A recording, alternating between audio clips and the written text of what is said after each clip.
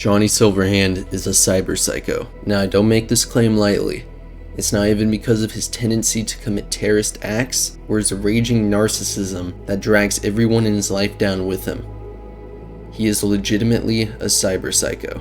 Well, to put it more accurately, he consistently experiences the symptoms and urges of cyberpsychosis. Silverhand clearly isn't the average chromed out gonk you come across during the Cyberpsychosis questline in 2077.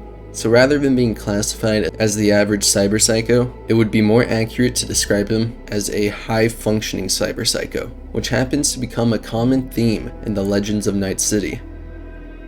Especially when focusing on someone like Adam Smasher, who can share the same classification of a high-functioning cyberpsycho, and was stated as so by Mike Pondsmith. Those like Smasher and Silverhand are capable for the most part of having control of themselves, though having sporadic urges of violence and having the benefits of being heavily modified. Though of course, not nearly as modified as Smasher. Officially from the 2013 and 2020 RPGs, Silverhand happens to be rocking his Cyberarm, a Sandivistan boost, 2 cyber optics with IR, low light enhancement, and boosted reflexes. We never see the use of a Sandy during his flashbacks, but there is a good chance he used it at least once during the Arasaka raids. Now, as defined by Cyberpunk Red, cyberpsychosis is a dissociative disorder, which occurs when someone with pre-existing psychopathic tendencies enhances themselves via cybernetics to the point they no longer see themselves or others as complete, sapient organisms, but simply as a collection of replaceable parts. Common symptoms of cyberpsychosis include lack of self-preservation, complete disregard for others, poor impulse control, and explosive outbursts. If you already have these underlying psychological issues, you are more likely to be a candidate for cyberpsychosis. Silverhand clearly displays the symptoms and urges of cyberpsychosis. Now, obviously I am not making a baseless claim to Silverhand being a cyberpsycho. That'd be nonsensible and get my video taken down for insensitivity. Throughout the tabletop RPGs, stories involving Johnny Silverhand often mention the Hand at several points throughout. This force referenced by Johnny Silverhand is mentioned to guide him, making him move and at times causing him to commit irrational actions. We can pull straight out of the Cyberpunk 2020 section 13. This story covers the scenario of Alt Cunningham's kidnapping by Arasaka hired thugs in the gig to storm Arasaka Tower in 2013 to save her. As the story approaches its close during the Arasaka raid, the ending portion is what's important to us here. It shows us just how dangerous Silverhand's cyberpsychotic urges get as the Hand drives him to act on these urges. Johnny stares a long time at Alt's almost lifeless body. There is a feeble pulse, but Alt is gone. Lost in the machine, trapped behind crystal, lost forever, gone. He stands away from the couch. Cut transmission, he says to Thompson. The green cyber optic goes dark. Silverhand's own eyes are featureless white marbles. The Hand convulses in fury by his side, locking onto the HK in its low-slung hip rig. The metal fingers lock to the butt, Scrabble clicking along the parkerized grip. He just doesn't care anymore. He's dead inside. To hell with it. Silverhand raises the big black gun. A red pinpoint centers on Toshiro's forehead. Bang, says Johnny. The Hand convulses. Bang, says the gun. Silverhand turns to gather up her still warm body in his arms. Behind the wall of monitors, a disembodied Alt screams to him, but he can't hear her as he walks away. In this story, we can see several indicators of cyberpsychosis through the presence of the Hand. Silverhand displays violent and uncontrollable tendencies that are driven by the Hand. The Hand strains and guides him into the murder of Toshiro without the possibility of thinking the situation through. He could have interrogated Toshiro or taken him captive, rather than acting on the impulse to flatline him.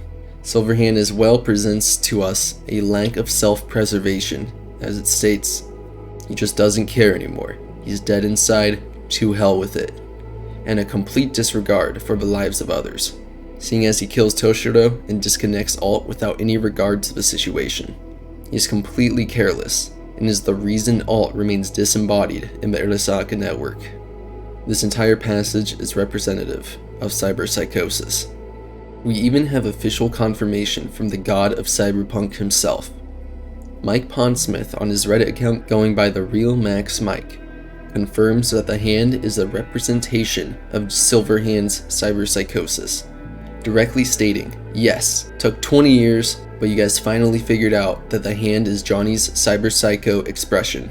Internally, Johnny treats any horrible thing he does as the hand took over. Though, we are left wondering what are the originating causes of his cyberpsychosis. What has happened in Silverhand's life that directly encourages cyberpsychosis despite not being greatly cybernetically modified? One of the root causes resulting in the stress and psychological issues within Silverhand is his time in the military. As a teenager, Silverhand lied about his age and joined the military. Soon after, he was sent to Nicaragua to participate in the second conflict, also known as New Vietnam. During this time, Silverhand experiences the loss of a close friend who saves him during the conflict, along with losing his arm. When the manipulation and lies of the government were later exposed during the war, Silverhand became one of the many deserters. This landed him back in Night City, experiencing the hardships of the corporate dystopia at its epicenter while living on the streets. Along with this, Silverhand becomes heavily involved in drug use, abusing both alcohol and highly addictive pills. On top of a substance abuse, Silverhand struggled in both his friendships and relationships, ruining one after another. He never allowed anyone to come close to him. Soon enough, he lost Samurai in 2008. Following not long after, in 2013, he lost his lover Alt, as she was kidnapped directly in front of him as he was completely helpless. Though he proved capable of soon after storming Arasaka Tower with several allies to save Alt, it wasn't enough. She was soul killered during the raid and lost once she was unplugged from the system. Seeing the hardship after hardship that Silverhand has endured, it's no surprise he was driven to the edge, experiencing cyberpsychosis. I do want to use this opportunity to answer a commonly asked question since the release of Cyberpunk 2077. Why doesn't V experience cyberpsychosis? The clear answer to this would be that Silverhand is within his head. Silverhand himself is an acting force that prevents V from becoming a cyberpsycho, despite his capability to greatly cybernetically alter himself and experience so much stress throughout 2077. This explanation is supported by Mike Pondsmith himself, as he states in a Reddit post. In fact, having Johnny in their head probably helped V, because Silverhand's rage and attitude probably acted as a buffer for the psychological hits V is taking. It's like having a timeshare with a guy who's already half cyberpsycho and doesn't mind if V slaps stuff on their shared body. He's already crazy and violent. I hope this video has brought you all some new information and helped to spark some new theories and thoughts about the Cyberpunk universe. Let me know any of your thoughts in the comments, as well as if you enjoyed my video. I love interacting with you all and look forward to it every time I post. Have a great day, chooms.